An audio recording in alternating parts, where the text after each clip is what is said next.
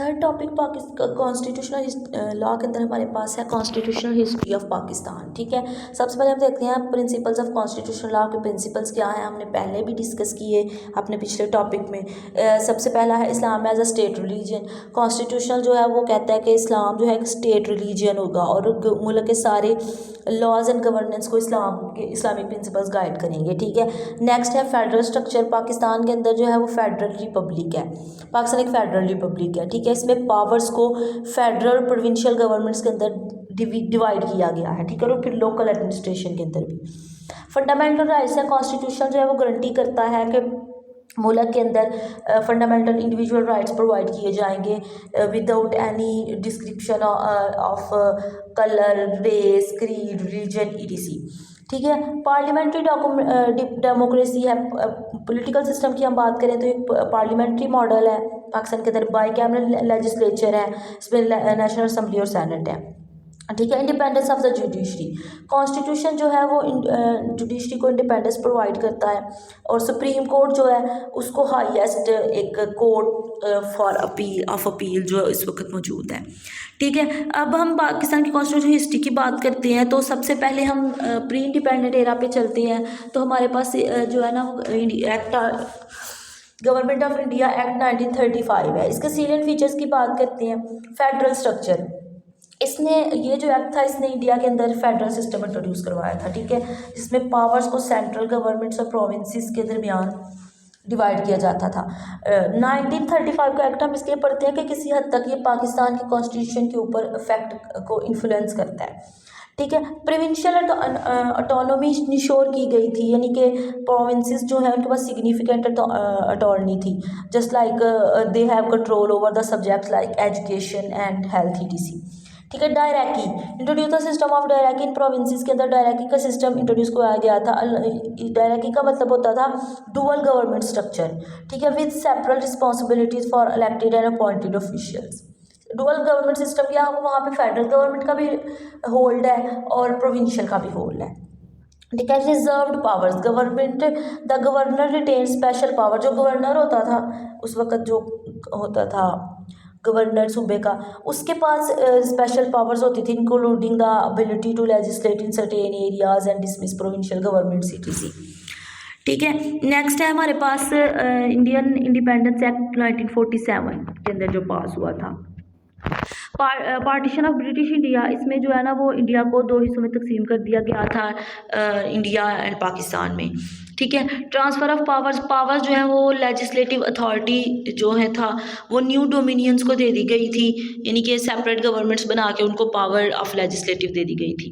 Constitutional transition, ये it sets a framework for Pakistan to draft its own constitution बनाने के लिए जो है ना ड्राफ्ट पाकिस्तान ने जो तैयार किया था, ये उसको हम कॉन्स्टिट्यूशनल ट्रांजिशन कहते हैं। ठीक है, जिसमें कायदे मोहम्मद अली जिन्ना जो है वो मुल्क के पहले गवर्नर थे।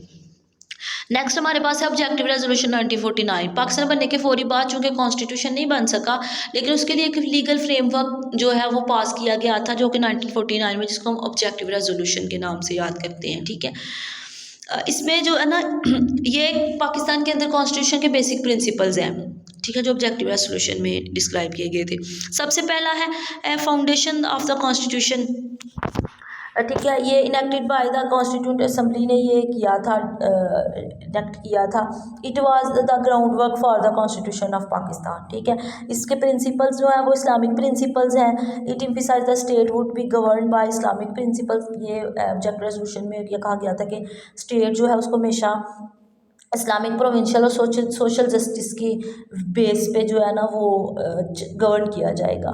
राइट्स ऑफ इंडिविजुअल्स, इसमें जो है ना ऑब्जेक्टिव रेजोल्यूशन के अंदर तो सारे के सारे सिटीजन्स, ठीक है, वो किसी भी नस्ल से किसी भी मज़हब से ताल्लुक़ रखते हैं, उनको फंडामेंटल राइट्स देने की जो है ना वो जिम्मेदारी कॉन्स्टिट्यूशन की होगी।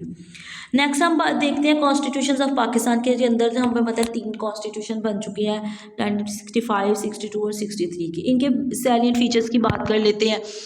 सबसे पहले बात करते हैं 1965 के कॉन्स्टिट्यूशन की।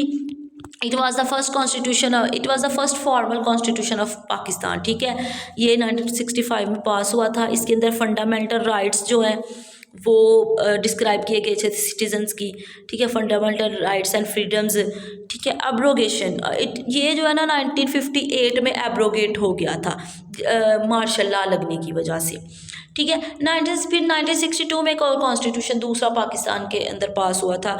इसमें जो है वो प्रेसिडेंशियल फॉर्म ऑफ सिस्टम को इंट्रोड्यूस करवाया गया था। उसमें सिग्निफिकेंट पावर्स जो हैं वो सारी की सारी प्रेसिडेंट को दे दी गई थी। सिंगल नेशनल असम्बली सिस्टम जो है वो ज़ाहिर बनाया गया था, जिसने पार्लियामेंट्री सिस्टम को रिप्लेस कर दिया क्या था, ठीक है। ये कॉन्स्टिट्यूशन 1969 में as a result of political instability और कुछ दूसरा अगला मार्शल लॉ लगने की वजह से ये एब्रिगेट हो गया था।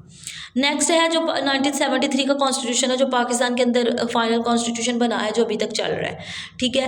It restoration of parliamentary system में इसको रिस्टोर पार्लियामेंट सिस्टम को रीस्टैब्लिश किया गया, ठीक है। इस्लामिक प्रोविजंस, इसमें जो है वो supremacy of Islam and in legal framework, यानी इस्लामिक प्रिंसिपल्स की सुप्रीमेसी को इंश्योर किया गया। फेडरल स्ट्रक्चर बनाया गया, जिसमें पावर्स को जो है फेडरल और प्रोविंशियल गवर्नमेंट के दरमियान जो है वो डिवाइड कर दिया गया, ठीक है। नेक्स्ट है abrogation and suspension of the constitution and martial laws.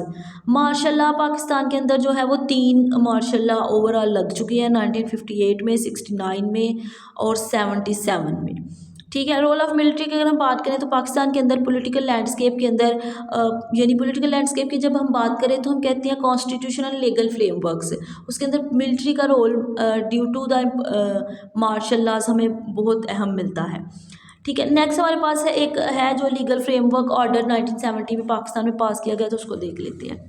It was a regulatory framework, ठीक है। ये जनरल यहिया खान ने इंट्रोड्यूस करवाया था। तो इसका ये मतलब ये था कि it provide legal authority of the governance of Pakistan during the period of martial. ये मार्शल लॉ के अंदर जो है ना गवर्नेंस ऑफ पाकिस्तान की जो अथॉरिटी लीगल अथॉरिटी है उसको डिस्क्राइब करता है, ठीक है। इसके अंदर ये इस लीगल फ्रेमवर्क ने जो है इट फैसिलिटेटेड द फर्स्ट, जो पाकिस्तान के अंदर फर्स्ट जनरल इलेक्शन इसी लीगल फ्रेमवर्क ऑर्डर में हुए थे, ठीक है, 1970 में हुए थे।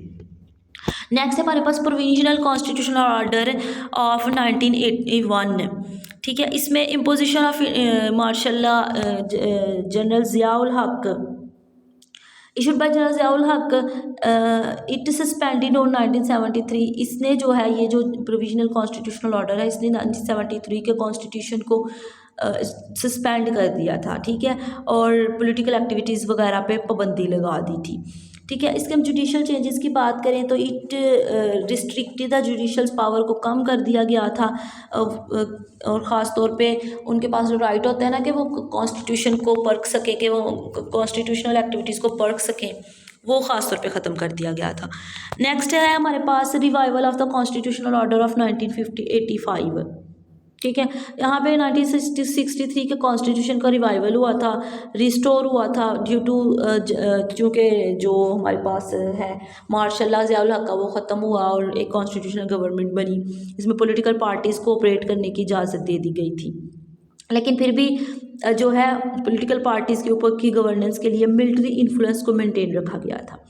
नेक्स्ट है लीगल फ्रेमवर्क ऑर्डर 2002, ये पोस्ट 9/11 चेंजेस हैं जो की गई थी, ठीक है। It was introduce by general Pervez Musharraf, और इसमें कुछ 1973 के कॉन्स्टिट्यूशन के अंदर कुछ अमेंडमेंट्स की गई थी ताकि मिलिट्री के रोल को जो फैसिलिटेट किया जा सके और उसके अलावा पावर्स को सेंट्रलाइज किया जा सके, ठीक है। इसमें पावर्स ऑफ प्रेसिडेंट्स जो है वो इन्हेंस कर दी गई थी, यहाँ तक कि प्रेसिडेंट के पास एक ये भी पावर थी कि वो नेशनल असेंबली को डिसॉल्व कर सकता है, ठीक है। अब हम बात करते हैं 1973 के कॉन्स्टिट्यूशन में अमेंडमेंट्स की। इसमें तकरीबन इसमें टोटल 26 अमेंडमेंट्स हो चुकी हैं, और सबसे ज़्यादा जो इम्पोर्टेंट अमेंडमेंट है वो 18th अमेंडमेंट है जो कि 2010 में हुई थी, ठीक है। इसमें जो है वो पावर ऑफ प्रोविंसेस को डिस्क्राइब किया गया था, पार्लियामेंट्री डेमोक्रेसी को स्ट्रेंथन किया गया और प्रेसिडेंशियल पावर्स को कम किया गया, और इस तरह से कुछ जो है ना पाकिस्तान के अंदर सबसे ज़्यादा इंपॉर्टेंट अमेंडमेंट यही है, ठीक है। इस वक्त जो हमारे पास जो सबसे लेटेस्ट अमेंडमेंट है वो 26th अमेंडमेंट है, जो कि कुछ ऑफिशियल्स इंक्लूडिंग स्पेशली जो हमारे पास जुडिशली हैं उसके हवाले से है, ठीक है। So that was all about constitutional history of Pakistan.